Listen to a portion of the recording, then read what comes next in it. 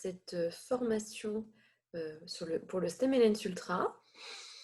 Donc, nous allons revoir déjà les cellules souches, donc leur fonction dans le corps, quel rôle essentiel, vital elles ont au sein de l'organisme.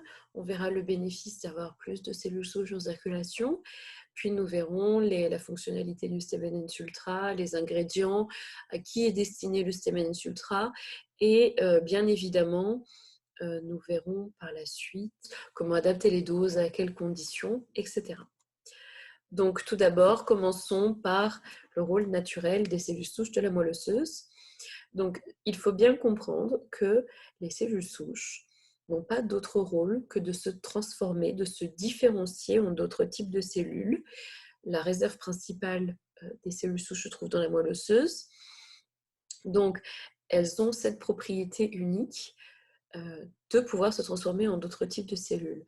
Et toutes les autres cellules somatiques ont une fonction précise et ne peuvent pas se transformer en d'autres types de cellules. Par exemple, les cellules de la langue, les cellules des bourgeons du goût auront une fonction précise, détecter les saveurs des aliments, et une cellule de la langue ne va pas devenir une cellule intestinale. Les cellules intestinales vont absorber les nutriments de notre alimentation, et une cellule intestinale ne va pas se transformer en cellule de la langue. Donc les cellules souches ont vraiment cette propriété unique de pouvoir se transformer en d'autres types de cellules. C'est les seules cellules à faire ça. Donc jusqu'aux années 2000, on pensait que les cellules souches ne se différenciaient qu'en cellules du sang, donc en globules rouges, en globules blancs, en plaquettes. Et puis, à partir des années 2000, on a vu un certain nombre de chercheurs publier comme quoi les cellules souches de la moelle osseuse pouvaient migrer au niveau du cerveau et se transformer en cellules du cerveau, ou migrer au niveau du pancréas et se différencier en cellules du pancréas.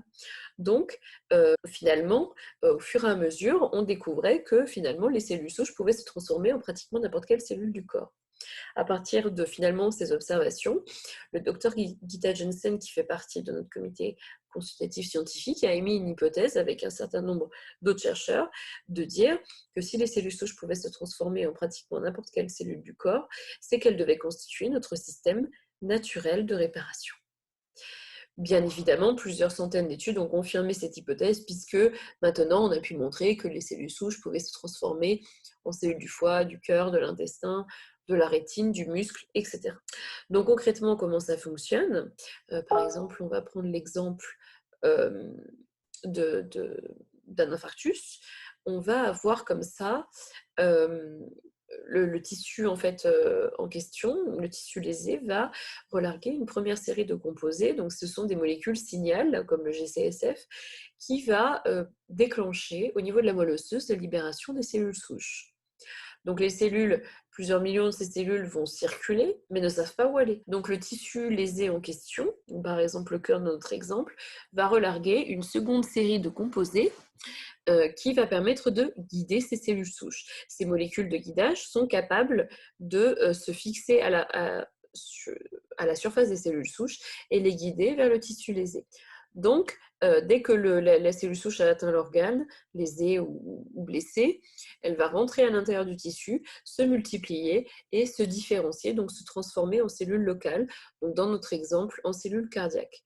Donc c'est comme ça que les cellules souches constituent notre système naturel de réparation. Dès qu'il y a blessure, dès qu'il y a la lésion, elles sont libérées grâce à ces molécules signal d'aide, puis guidées par les molécules de guidage, et elles rentrent dans le tissu et se transforment en cellules du tissu local. Donc ce qu'il est très important de comprendre, c'est que les cellules souches répondent aux 5 critères qui constituent un système du corps humain. Elles sont formées de tissus ou d'organes, c'est-à-dire que la réserve principale, on peut dire l'organe avec des cellules souches, ça serait la moelle osseuse, donc la réserve naturelle, la réserve principale. Elles sont composées de cellules spécifiques, donc des cellules souches, qui agissent sur d'autres tissus via une signalisation ou un mécanisme d'action spécifique. Donc on le connaît, le GCSF comme molécule signal, le SDF1 comme molécule de guidage, par exemple, en vue de favoriser un bon état de santé et la survie de l'organisme entier. Donc là, ce qui est important de comprendre, c'est que on voit bien que la fonction des cellules souches comme système naturel de réparation est une fonction vitale du corps. on maintient l'homéostase des tissus. Donc, là, on répare et on renouvelle les tissus, c'est une fonction vitale, comme le système cardiovasculaire, comme le système digestif ou le système respiratoire. Donc, maintenant, on va voir que quand on mobilise les cellules souches, donc quand on augmente le nombre de cellules souches en circulation, on augmente cette libération de cellules souches, c'est utilisé comme nouvelle approche thérapeutique. Donc, quels sont les bénéfices santé cliniques à avoir plus de cellules souches en circulation? Donc, on va prendre l'exemple de la réparation cardiaque. Donc, quand on mime un infarctus du myocarde, on va ligaturer l'artère coronaire chez un modèle animal de rongeur et on va faire deux groupes. Un groupe où on a fait simplement, on a mimé cet infarctus du myocarde et on va voir la récupération. Et puis un groupe donc le premier sera le groupe contrôle et le deuxième sera le groupe où on va mobiliser les cellules souches avec des cytokines pendant 8 jours. Et donc, on va regarder après 27 jours la récupération cardiaque. Donc, on voit que dans le groupe contrôle, on n'a que 17% de survivants. On a, comme vous le voyez sur l'image du bas, on a très peu en fait de vaisseaux sanguins, on a du tissu cicatriciel, on n'a pas de renouvellement de la paroi.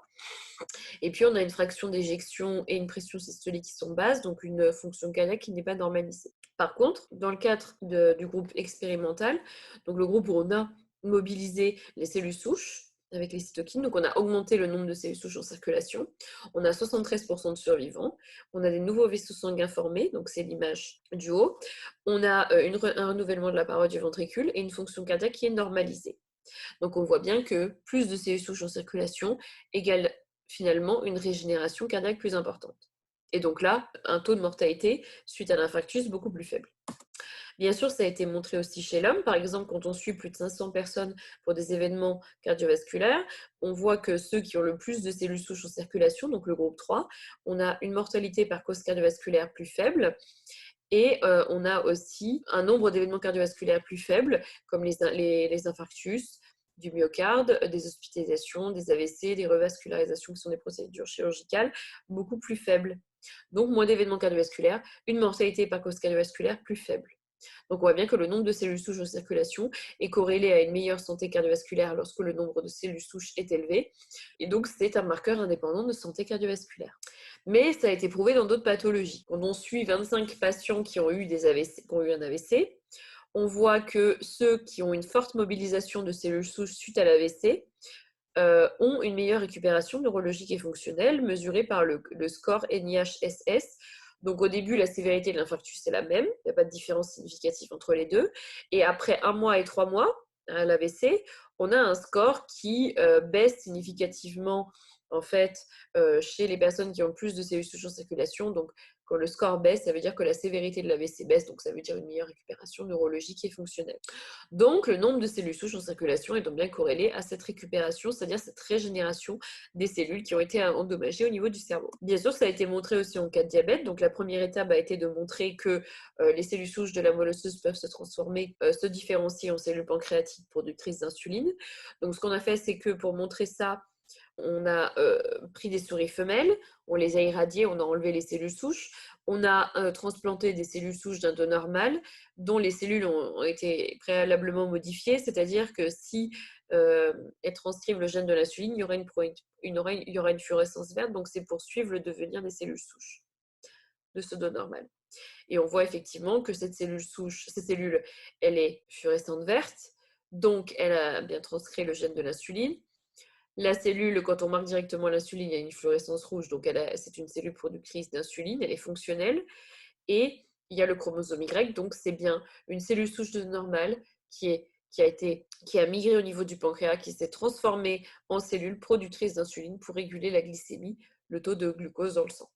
Et c'est confirmé en clinique, puisque quand on prend 15 patients dépendants à l'insuline, donc diabétiques de type 1, quand on transplante des cellules souches, on a effectivement 14 patients sur 15 qui sont encore indépendants à l'insuline 1 an après la greffe. Bien sûr, ça a été montré dans d'autres pathologies. Donc là, ce sont des pathologies que je n'ai pas forcément montrées auparavant. Par exemple, les maladies comme la maladie de Crohn, donc c'est une maladie au niveau de l'intestin, où on a des malabsorptions au niveau des nutriments, au niveau intestinal, des lésions inflammatoires, une structure de l'intestin qui est fortement altérée, des douleurs abdominales, des saignements, des carences dues aux malabsorptions. Donc, on a vu, grâce à la mobilisation de cellules souches, une amélioration des lésions inflammatoires, une régression de la sténose, une rémission après plusieurs années de traitement et une amélioration des scores cliniques, donc l'activité de la maladie comme la sévérité dans plus de 90% des cas. Et quand c'est confirmé en méta-analyse qu'il y a un bénéfice long terme de la mobilisation de cellules souches, c'est-à-dire qu'on a pris 9 études cliniques sur des patients atteints de la maladie de Crohn. On a vu, en fait, on a re-analysé au niveau statistique et on a bien vu un bénéfice de cette mobilisation de cellules souches à long terme au niveau statistique. Et donc, on a aussi, au niveau des maladies de foie, donc par exemple les cirrhoses, les fibroses, les insuffisances hépatiques, on a vu, grâce à la mobilisation de cellules souches, des marqueurs, donc une régénération hépatique, l'amélioration des marqueurs de fonction hépatique, l'amélioration des enzymes hépatiques, quel que soit le stade de la cirrhose.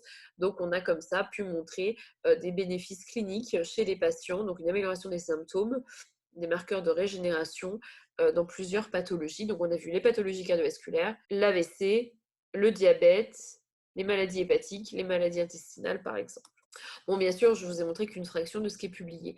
Donc là, on a parlé de pathologie. Donc, on a vu que dans un certain nombre de maladies, on a comme ça une amélioration, enfin des bénéfices cliniques, des bénéfices santé, donc surtout une diminution des symptômes grâce à la mobilisation de cellules souches en augmentant le nombre de cellules souches en circulation. Mais bien sûr, il faut bien se dire, et c'est aussi ce qui est très important, c'est que même en l'absence de maladie, tous les jours, on a des cellules souches qui sont libérées et qui vont participer au renouvellement des tissus. C'est-à-dire que chaque tissu se renouvelle à des vitesses différentes. Donc, par exemple, l'intestin en 3 à 5 jours, c'est l'organe qui se renouvelle le plus rapidement.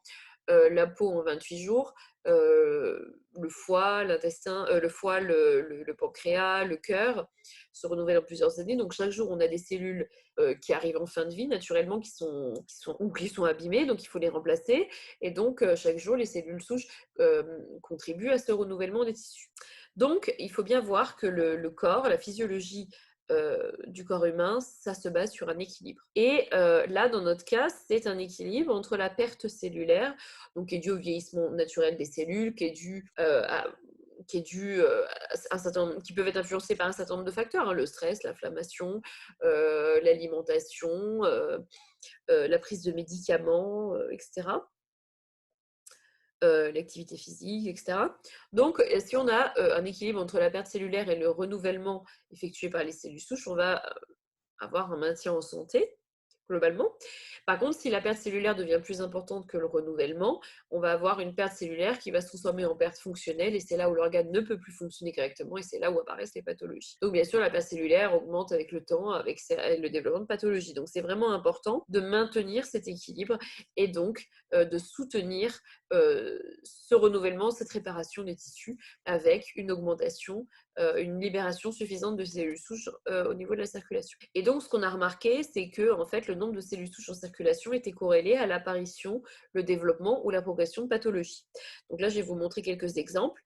Par exemple, dès les stades prédiabétiques, qui sont notés IFG ou IGT pour hyperglycémie à jeun ou intolérance au glucose, on a comme ça, dès les stades prédiabétiques, moins de cellules souches en circulation pour atteindre 2 fois moins de cellules souches en circulation en cas de diabète. Ce qu'on a remarqué aussi, c'est que par exemple, dans le cas de néphropathie diabétique, dont des complications rénales, complications diabétiques au niveau rénal, quand on suit ces patients, en fait, chez les patients qui ont plus de cellules souches en circulation, on va avoir une stabilisation de l'albumine urinaire, donc une stabilisation, il n'y a pas d'aggravation de la maladie.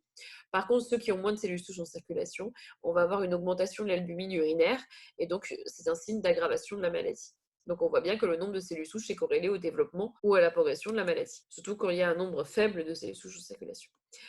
Ce qu'on voit, c'est que les patients qui sont atteints de dysfonction érectile ont globalement 2 fois moins de cellules souches en circulation que les patients qui n'en sont pas atteints.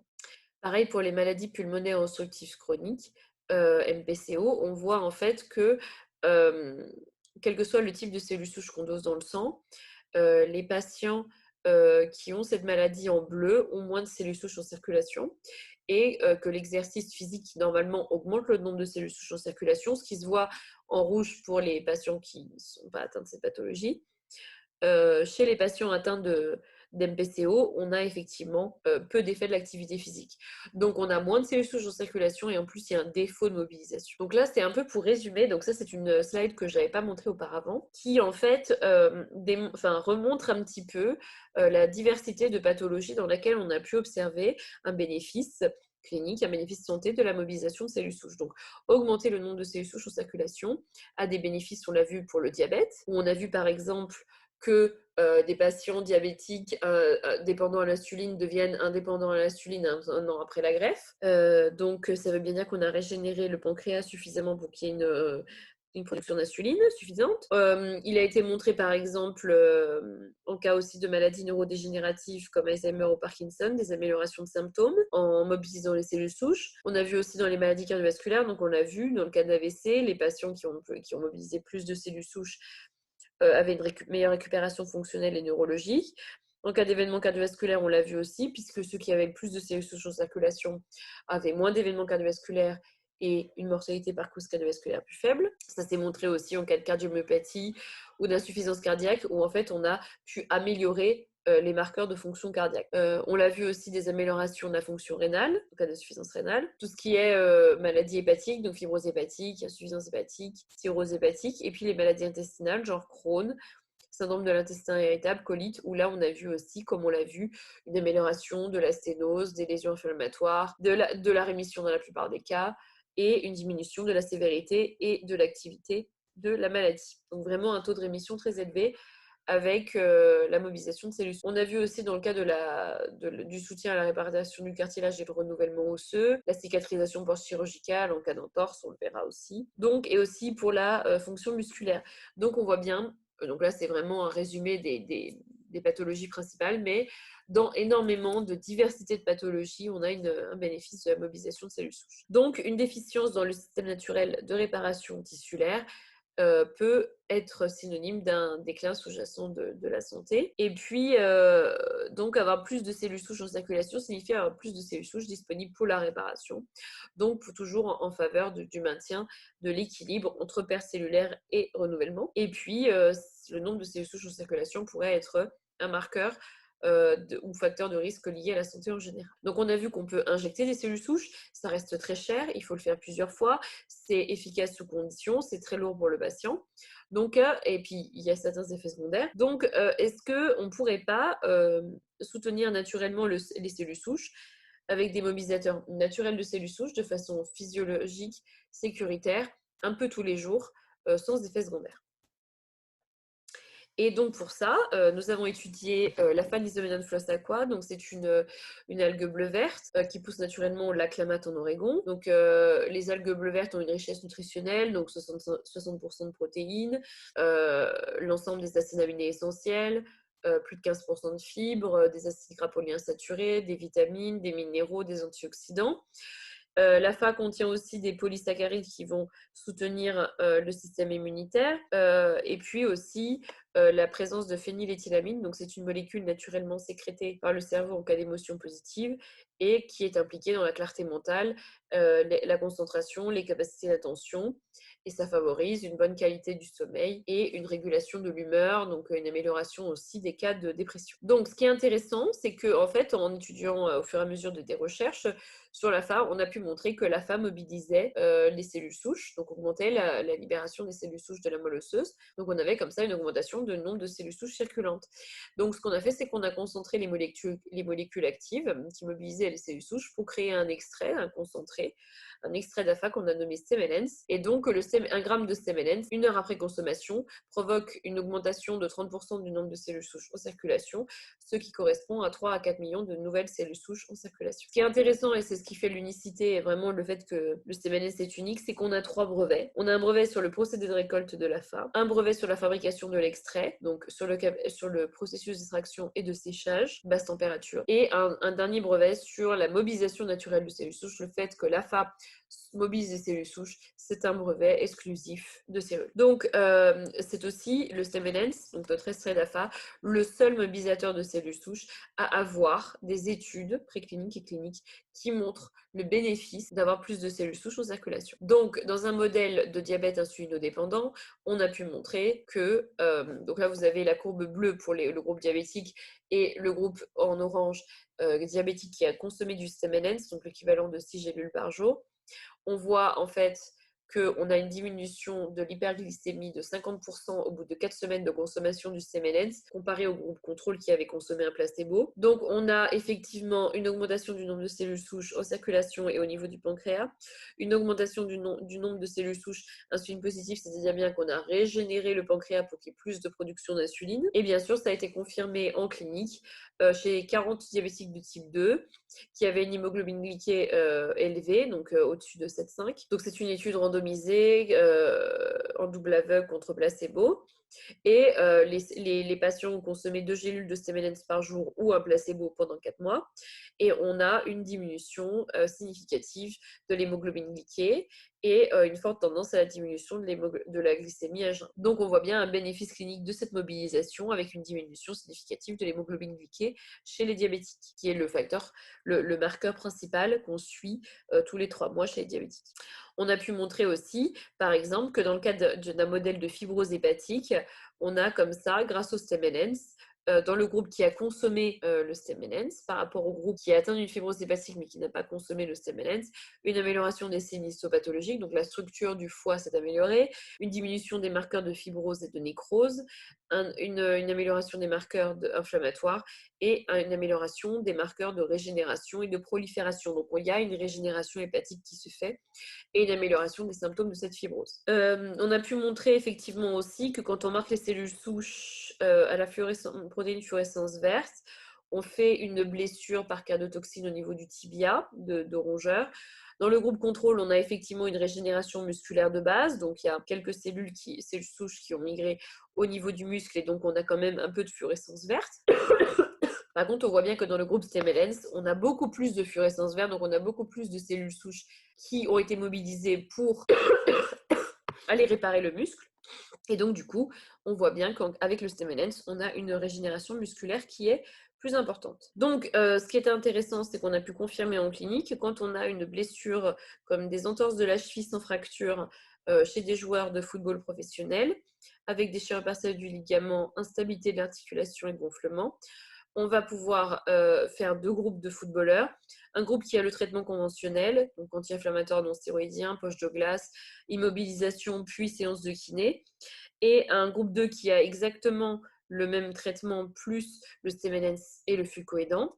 Et on voit en fait que grâce à la mobilisation des cellules souches, après 14 jours, chez le groupe expérimental donc qui a consommé le Stemmenens, on a une diminution de la douleur de la cheville, une diminution de l'instabilité de l'articulation, une amélioration de l'amplitude de mouvement et un score KFS, donc de récupération fonctionnelle de la cheville, qui est significativement amélioré.